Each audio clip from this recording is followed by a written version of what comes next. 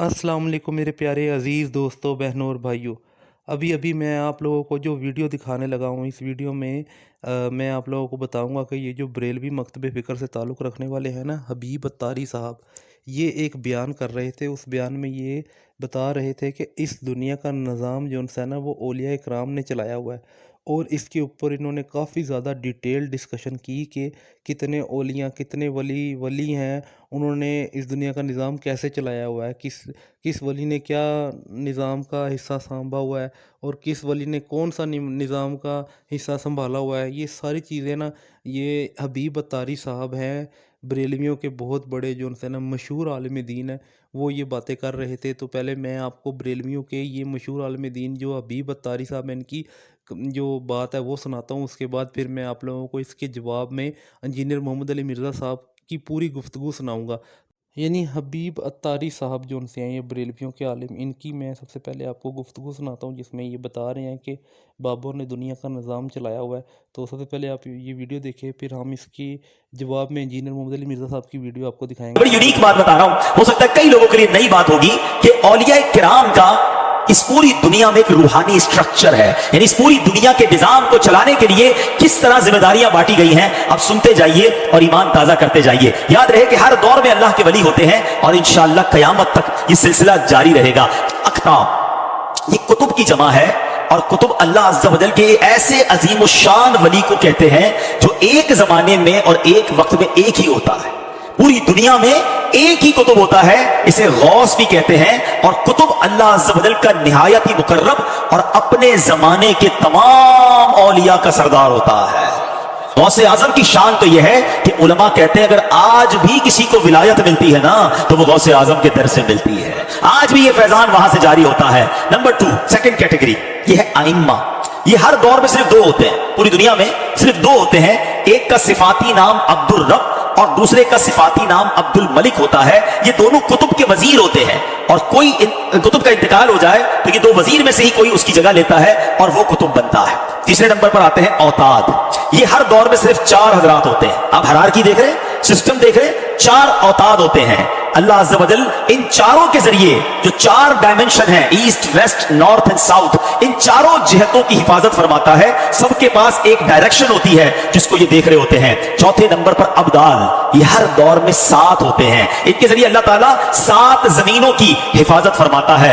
5वें नंबर पर नुकबा होते हैं, ये हर दौर में सिर्फ 12 होते हैं और इनमें से हर नकीब आसमान के जो 12 बुर्ज होते हैं उनकी एक एक बुर्ज की खासियतों का आलिम होता है। छठे नंबर पर आती है बात नुजबा की। ये हर दौर में 8 से कम या ज्यादा नहीं होते, 8 होते हैं। इन हजरात को अहवाल से ही कबूलियत अलामात जाहिर होती है। 7वें नंबर पर रजवी होते हैं, हर दौर में 40 होते हैं। ऐसे होते हैं जिनका हाल अल्लाह के साथ है। 8वें नंबर पर हर जमाने में 300 अफराद होते हैं जिनको कहा जाता है खुद नबी पाक की हदीस है, जो स्ट्रक्चर नाज़िल आया फरिश्ता अल्लाह के साथ बनाते हैं। ये कल्बे आदम पर है। इस जमाने आदम का मतलब है 300 अफराद ऐसे होते हैं जो कल्बे आदम अलैहिस्सलाम होते हैं। हर दौर में 40 होते हैं जो कल्बे नूह अलैहिस्सलाम होते हैं। नबी पाक ने फरमाया मेरी उम्मत में हमेशा 40 आदमी कल्बे नूह अलैहिस्सलाम होंगे। सुभान अल्लाह। 10वें नंबर पर कल्बे इब्राहीम अलैहिस्सलाम के मुताबिक खुद नबी पाक फरमाते हैं लेकिन तमाम हर तरह की कोशिश से बुलंद बना है, इस्लाम की तरफ है। ये हर जमाने में 7 अफराद होते हैं। 11वें नंबर पर कैटेगरी आती है कल्बे जिब्रील अलैहिस्सलाम के मुताबिक, इनकी तादाद हर दौर में 5 होती है। हदीस में कभी आया इस तरीके के बादशाह होते हैं। 12वें नंबर पर कल्बे इब्राहीम अलैहिस्सलाम के मुताबिक हर जमाने में 3 होते हैं। 14वें नंबर पर कल्बे इसराफील अलैहिस्सलाम के मुताबिक हर दौर में 1 होती है। फिर रिजालुल गैब आते हैं, ये 10 औलिया किराम होते हैं। फिर मजहरे कुव्वते खुदाबंदी की कैटेगरी आती है, ये हर दौर में सिर्फ 8 होते हैं। इसके अलावा भी औलिया उज़्ज़ाम की बेशुमार किस्में हैं, मसलन इलाहीयून, रहमानीयून, रिजालुल गनी,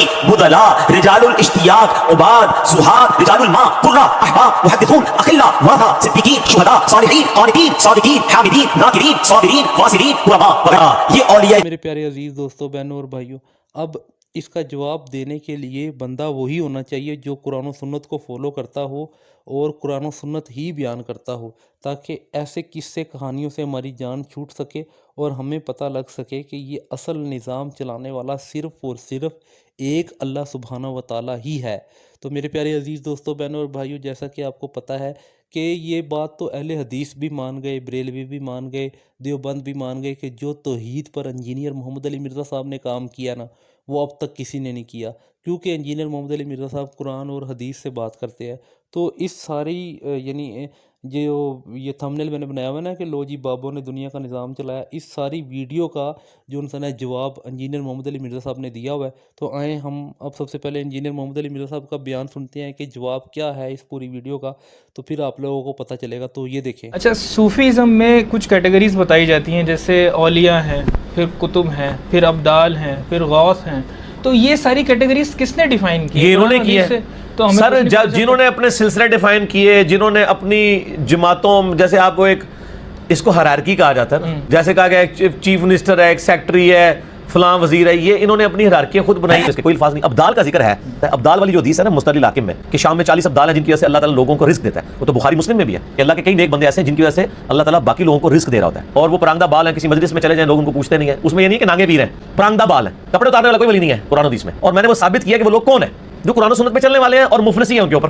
اور میں نے امام ترمذی کے کامنٹس بتائے ہیں کہ وہ ابدال 40 شام میں ہوں گے، وہ اہل الحدیث والے حدیث میں سے ہوں گے. تو میں نے کہا آپ آمدہ سے ابدال والی حدیث نہیں پیش کریں گے. یہ میرا کلپ چڑھا ہوا ہے سر، ہزاروں لوگ دیکھ چکے ہیں. مسئلہ 131D کا یہ کلپ ہے. وہ تو امام ترمذی نے لکھ دیا کہ وہ اہل الحدیث ہیں، ابدال اہل الحدیث ہیں. اب اہل حدیثوں سے آپ پوچھ لیں کہ ابدال کا مطلب کیا ہے، وہ آپ کو بتا دیں گے. وہ کہیں گے یار ابدال کیا، اللہ ہی اللہ ہے. اہل حدیث کی ڈکشنری میں تو اللہ یا نبی یا تیسرا تو بندہ ہی کوئی نہیں سرکار بیچے. ٹھیک ہے نا جی. وہ جس لیول پہ بھی پہنچ جائیں، نہ وہ اپنی عبادت کرواتے ہیں، نہ اپنے سامنے کسی کو جھکواتے ہیں، اور نہ اپنے آپ کو ڈکلیئر کرتے ہیں کہ میں حرف آخر ہوں. ان کا تو بچہ بھی اٹھ کر کہتا ہے یار آپ نے جو بات کی تو حدیث میں لکھی نہیں ہوئی ہے، وہ وہی پیچھے ہٹ جاتے ہیں. یہ تو خوبصورتی ہے نا سمجھ کی.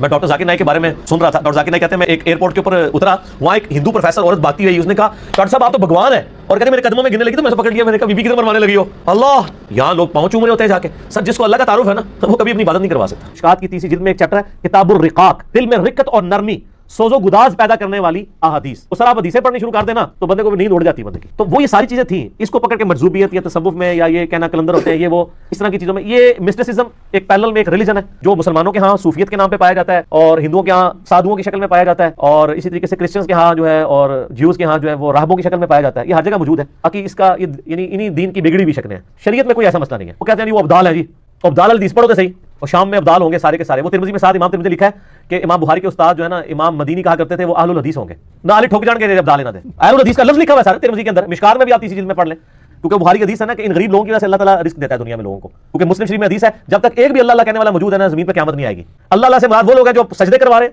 اپنے ہاتھ پاؤں چموا رہے ہیں، یا وہ لوگ ہیں جو موحدین ہیں جو اللہ کے نبی علیہ السلام کی صحیح تعلیمات لوگوں کے سامنے رکھتے ہیں. یہ تو ان کے اپنے کرائٹیریا ہیں. خیر اب تو یہ ویسے ہی ختم ہو گیا. میں نے تو اس سے بھی اگلی ان کو کہانی ان کی کھول دی ہے کہ بریلویوں کے بزرگ جو ہیں وہ دیوبندیوں کے مشرک ہیں، دیوبندیوں کے بزرگ بریلویوں کے گستاخ رسول ہیں. اپنے اپنے پوجے رکھو اپنے بابے، تسی آپس ہی نہیں بنتے.